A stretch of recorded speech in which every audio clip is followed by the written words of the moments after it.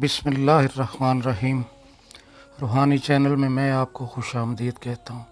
सामीन, आज मैं आपको एक ऐसे सहाबी की ज़िंदगी के मुख्तसर हालात सुनाना चाहता हूँ जिनसे आप सल्लल्लाहु अलैहि वसल्लम बेपनाह मोहब्बत करते थे।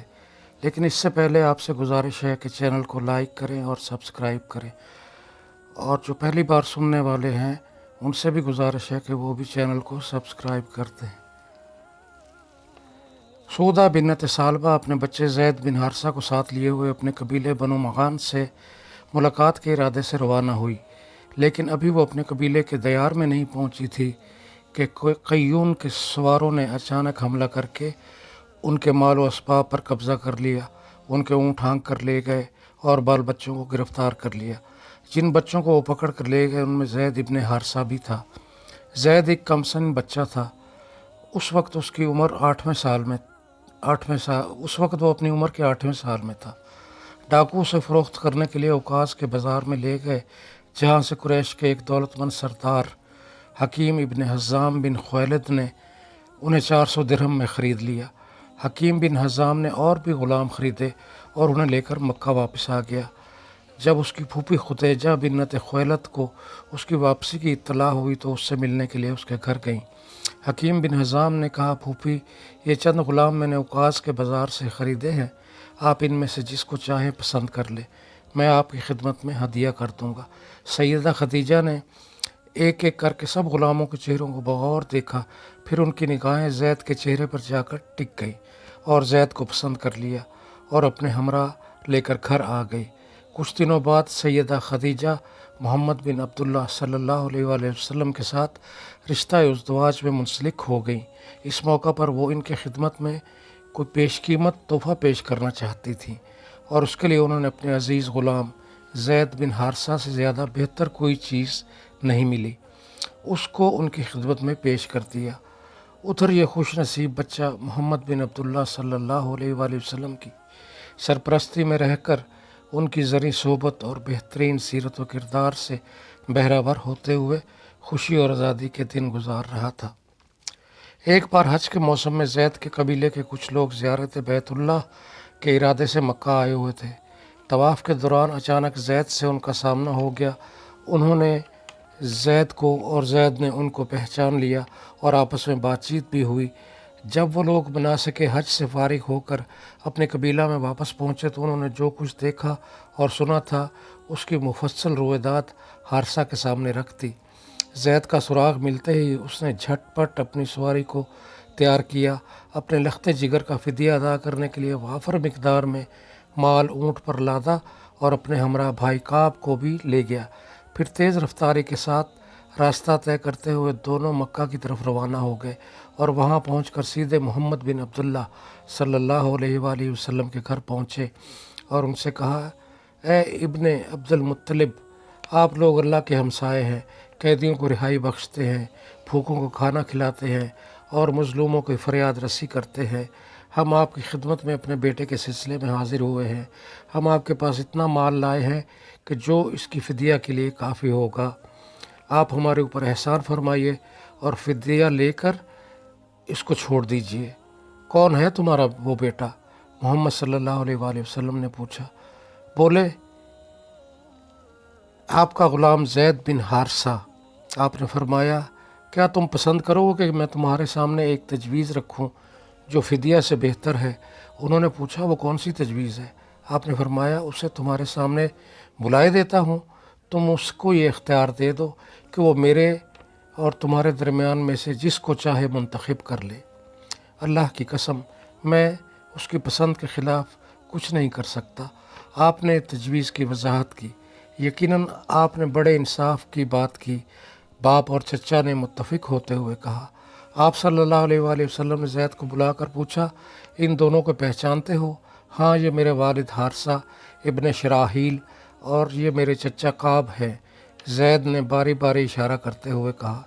ज़ैद, मैं तुमको इस बात का इख्तियार देता हूँ, चाहे तो अपने वालिद को और चचा के साथ चले जाओ या मेरे साथ रह लो। आपने ज़ैद को मुखातब करते हुए कहा, मैं आपके पास रहूँगा। ज़ैद ने किसी तख़ीर और तज़ब्ज़ब के बग़ैर कहा। यह सुनकर उसके बाप ने कहा, अरे तेरा बेड़ा गर्क हो, کیا تو غلامی کو اپنے والدین پر ترجیح دے رہا ہے؟ میں ان کی طرف سے ایک چیز دیکھ چکا ہوں، میں وہ نہیں ہوں جو کبھی بھی ان سے جدا ہونا گوارا کروں۔ زید نے فیصلہ کن لہجے میں کہا۔ آپ نے زید کی محبت کو دیکھتے ہوئے اس کے ہاتھ کو پکڑا اور بیت الحرام میں پہنچے اور حجر کے مقام پر قریش کے مجمع میں کھڑے ہو کر اعلان کیا، قریش کے لوگوں، گواہ رہنا، آج سے یہ میرا بیٹا ہے، میرا وارث ہوگا اور میں اس کا وارث ہوں۔ یہ دیکھ کر زید کے باپ اور چچا کا دل خوش ہو گیا۔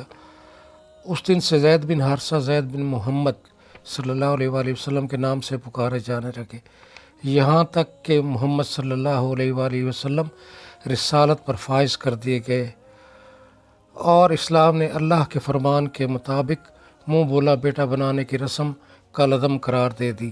جب اللہ تعالیٰ نے اپنے نبی کو دین حق دے کر مبعوث فرمایا اور زید مردوں میں سب سے پہلے ایمان لائے، تو کیا اس سے بھی بڑھ کر اولیت اور فضیلت کا کوئی مقام ہو سکتا ہے؟ زید بن حارثہ رسول اللہ صلی اللہ علیہ وآلہ وسلم کے رازوں کے امین اور محافظ تھے۔ زید تمام مسلمانوں میں محبوب رسول اللہ کے لقب سے جانے جاتے تھے۔ 8 ہجری میں آپ نے حضرت حارث بن عمیر ازدی کو ایک خط جس میں اسلام کی دعوت دی گئی تھی دے کر بصرہ کے حکمران کے پاس بھیجا۔ موتا کے مقام پر پہنچے تو غسانی حاکم شرجیل بن عمرو نے ان کا راستہ روک لیا اور ان کو گرفتار کر کے شہید کر دیا۔ رسول اللہ صلی اللہ علیہ وآلہ وسلم کو ان کے قتل کا بے حد صدمہ ہوا۔ آپ نے جنگ موتا کے لیے 3000 جنگجوؤں پر مشتمل ایک فوج تیار کی جس کی قیادت اپنے محبوب زید بن حارثہ کے سپرد کی اور ہدایت کی کہ اگر زید شہید ہو جائے تو فوج کی قیادت جعفر بن ابی طالب کریں گے، اگر وہ بھی شہید ہو جائیں تو لشکر کی کمان عبداللہ بن رواحہ کے ہاتھ میں ہوگی، لیکن اگر وہ بھی شہید ہو جائے تو مسلمان کسی کو بھی اپنا امیر منتخب کر لیں۔ مجاہدین اسلام کا لشکر ایک مقام معان پر خیمہ زن ہو گیا۔ ادھر شاہ روم 1,00,000 فوجوں کے ساتھ مقابلے میں پہنچ گیا اور عرب کے مشرکین بھی مزید 1,00,000 سپاہی اور رومیوں کو ساتھ لے کر شامل ہو گئے۔ مسلمان اس لشکر جرار کو دیکھ کر کہنے لگے، ہمیں دشمنوں کی بھاری تعداد کے بارے میں رسول اللہ کو آگاہ کرنا چاہیے، لیکن بعض نے کہا کہ ہم کثرت تعداد اور اسلحہ پر بھروسہ نہیں کرتے، دین کی صداقت اور حقانیت کے بل پر لڑتے ہیں، یا تو اللہ ہمیں فتح و کامرانی سے سرفراز فرمائے گا یا دولت شہادت سے مالا مال کرے گا۔ آخر کار جنگ شروع ہوئی تو ان 3000 جاں بازوں نے ایسی بہادری اور شجاعت دکھائی کہ رومیوں کے دلوں پر ان کی ہیبت طاری ہو گئی۔ حضرت زید بن حارثہ اس پابندی اور ثابت قدمی کے ساتھ لڑے جس کی نظیر بہادری کی داستانوں میں نہیں ملتی۔ وہ اس وقت تک لڑتے رہے جب تک سینکڑوں نیزوں نے ان کے جسم کو چھلنی نہیں کر دیا۔ ان کے گرتے ہی حضرت جعفر بن ابی طالب نے لپک کر جھنڈا اٹھا لیا اور لڑتے ہوئے شہید ہو گئے۔ ان کی شہادت کے بعد عبداللہ بن رواحہ نے جھنڈے کو اپنے قبضے میں لے لیا اور وہ بھی لڑتے ہوئے اپنے دونوں ساتھیوں سے جا ملے تو مسلمانوں نے حضرت خالد بن ولید کو اپنا امیر بنا لیا۔ وہ فوج کو لے کر پیچھے ہٹ آئے اور اسے مکمل تباہی سے بچا لیا۔ جب رسول اللہ صلی اللہ علیہ وآلہ وسلم کو اپنے تینوں سپہ سالاروں کی شہادت کی اطلاع پہنچی تو آپ کو بہت صدمہ ہوا۔ تعزیت کے لیے زید بن حارثہ کے گھر پہنچے تو ان کی چھوٹی بچی روتی ہوئی آپ کی گود میں آ گئی۔ اسے روتا دیکھ کر آپ بھی پھوٹ پھوٹ کر رونے لگے۔ یہ دیکھ کر حضرت سعد بن عبادہ بولے، یہ کیا ہے اے اللہ کے رسول؟ یہ حبیب کا اپنے حبیب پر رونا ہے۔ نبی رحمت نے جواب دیا، وما علینا الا البلاغ المبین، والسلام علیکم ورحمۃ اللہ وبرکاتہ۔